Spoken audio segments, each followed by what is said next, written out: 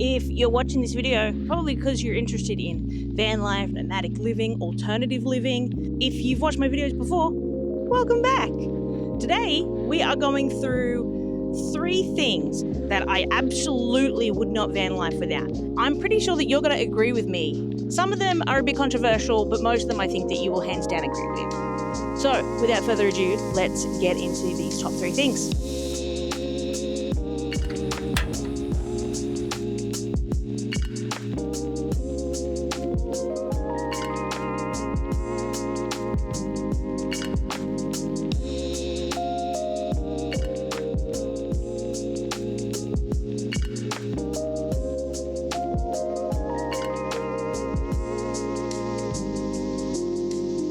My top 3 things for van lifing, you're going to know what they are. You're going to know why I won't van life without them.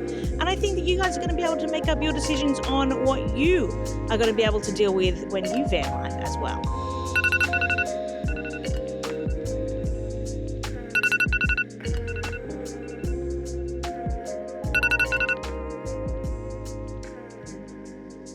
Number 1 on my list is going to be the bed behind me.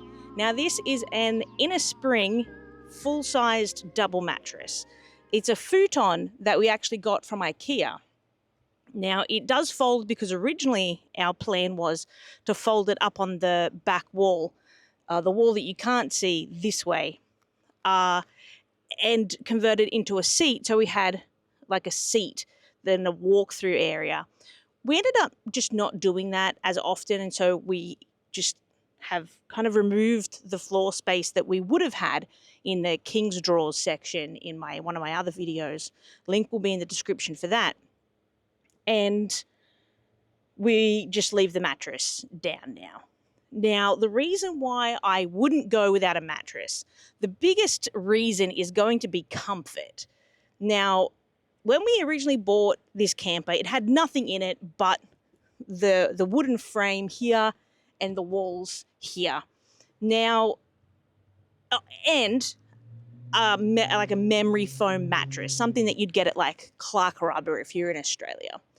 Now, that's fine. However, it was incredibly uncomfortable. You sank into it, which meant it captured all of the heat of your body and made it incredibly hot. Now, when we bought this camper, we were coming out of summer, so it wasn't as hot as it was deep in summer. And so the idea that this was going to be our lives come summer was horrendous. Horrendous. And so Elise is actually the one that found this. She found this mattress from IKEA that fit perfectly into the van because it's a couple of centimeters off. I'll put the thingies up here, the measurements for beds up here, so you can see the difference. It's a couple of centimeters off a standard double bed. Now, me, Elise, and Nana, this works pretty fine for us. The biggest benefit is that it has inner springs. Now, the inner springs essentially allow us to have a real mattress, which means we have real night sleeps and we don't have to put up with the whole memory foam issues. And the benefit to that is that I have more energy to do the things I want to do in the day. This frame maybe wasn't a good idea. My glasses keep slipping.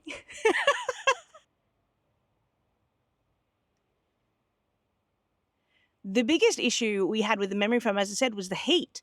And so now I will not van life without a full-sized inner spring mattress, be it a single, a double, or maybe even fitting in a queen.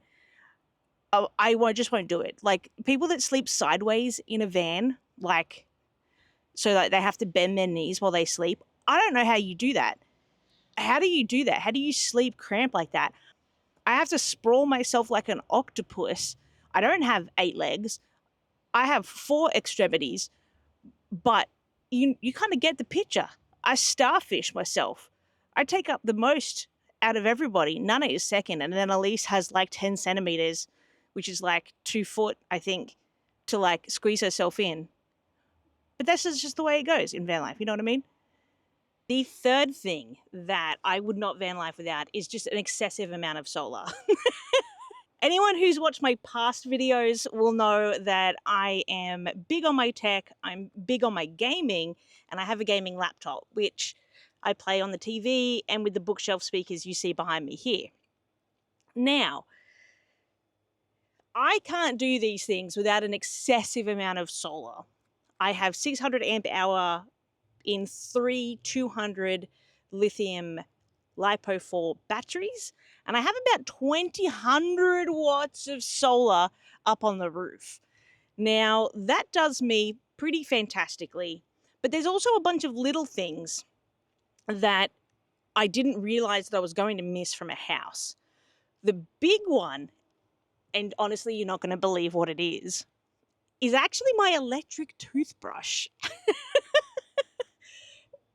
Look, call me weird, but there's something about manually brushing the top of my teeth that gives me the absolute ick. I hate it. I hate it so much.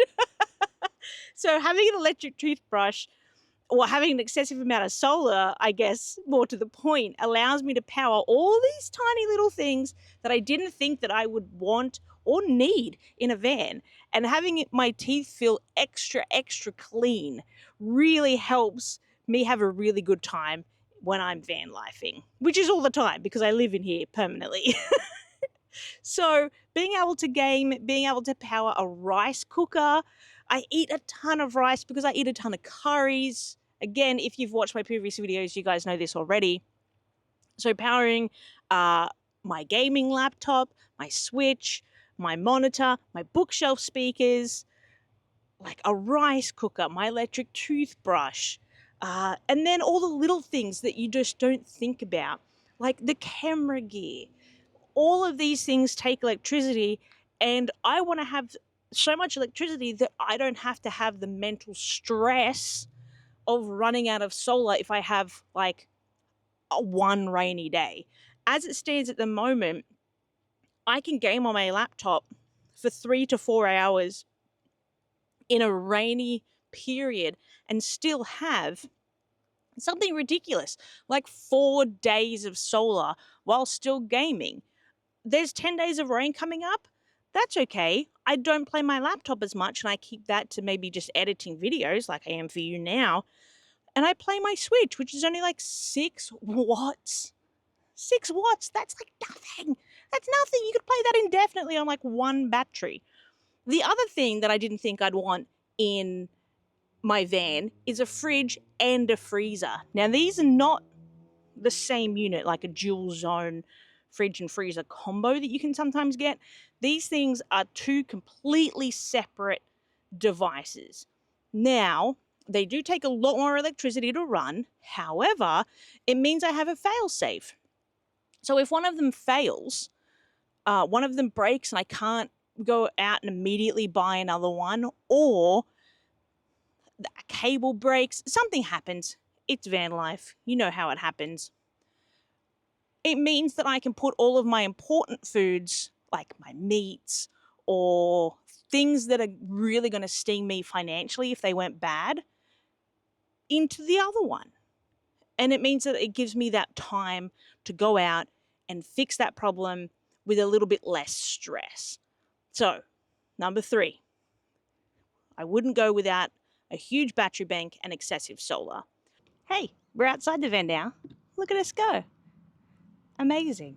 The second thing that I absolutely would not van life without is actually a portable washing machine. I say portable washing machine, I can be pretty liberal with something like that. What I actually mean is something like this.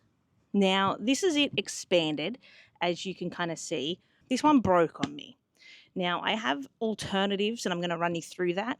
But this one here was the first one. I got this one from Temu, and so I can't really return it because it's Temu, and the company that I bought it from is now gone because it's Temu. You can get these off Amazon, which is probably where I'd recommend it. I'll put a link in the description below if you're interested.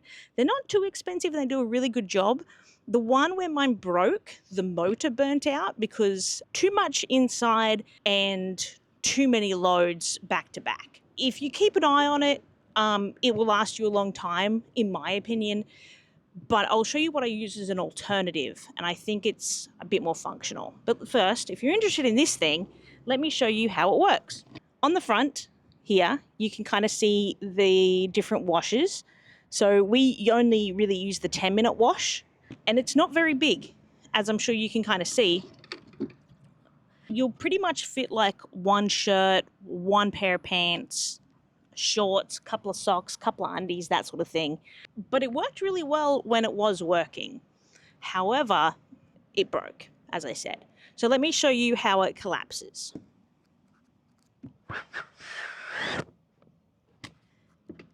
And that's kind of how small it gets, which was super, super handy. It didn't run off 12 volts, so that's something to keep in mind. But it did run off our inverter.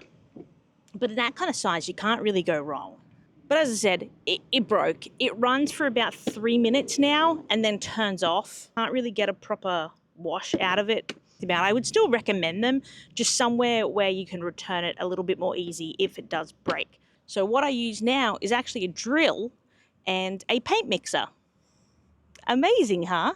This is the paint mixer. It's a pretty big one. I do need to like chop this down a little bit here. This means it does allow us to kind of wash a few bigger things. So I've got this. Now this end here, it's not going to focus on that. This end here was too big for my little drill here. So I got this attachment. And this attachment works so well. Oh, that is water coming out of my drill. It goes on just like this. And so it sits in there and then it spins our little thing. So you're going to see why I need to make it shorter, but let me show you kind of how this works. I'll put the drill on here. Obviously there's no soap because I'm just kind of demoing it for you.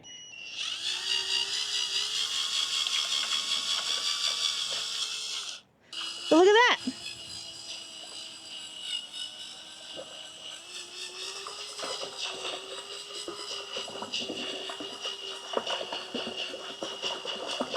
And so this is our washing machine. Cool, hey? So this paint mixer, and I said I'm just going to chop it off so it's a bit shorter, just so it doesn't do that wobbly bit. That's how I do my washing. I would not go without something like this. Hand washing is an absolute pain. Laundromats are just really not that common in Australia as they are in the States. At least I assume in the States. You kind of see them everywhere in the movies in the US. And being able to do your washing when you're kind of like out and about, you might be a bit more remote. They might not have laundromats. Being able to do your washing not by hand and having something that's really quick is a huge benefit. And something that's relatively simple, like you're probably going to have some sort of power tool in your van anyway. At least I do. And it's just something I would not van life without. In wrapping up, I hope you understand, maybe agree, maybe you disagree with the 3 things that I wouldn't van life without. What are a couple of things that you wouldn't van life without? That's what I'm interested in. And let me know in the comments below. Maybe there's things that I've overlooked. I've tried to pick things that are a little bit less common. Like, of course, like I want a toilet in my van. You know what I mean? Be it even just like a plastic bag, that kind of thing. Of course I want a cooker. Of course I want these things. But I've tried to pick things that might be a little bit unique, might be a little bit different. And I hope that you agree with these things. Agree that they're unique and different, I mean.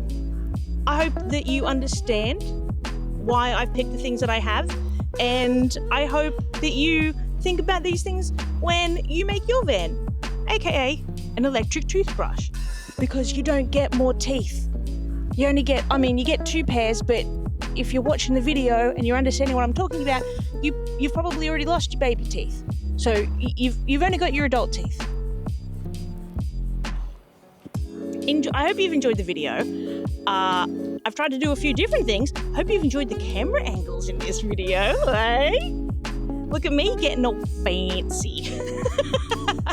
I will see you next week in the next set of videos. Next week is Pet Week. It's going to be exciting. We're going to talk about how Nana likes van life. That's going to be a whole video. And then we're going to talk about some pet-friendly ways you can get rid of bugs and mosquitoes. Subscribe if you want to get notifications for that. Otherwise, just like subscribe and then like go to like your subscription page. That's probably the best way to do it. All right, have a good time. I love yous all. See you later. Bye.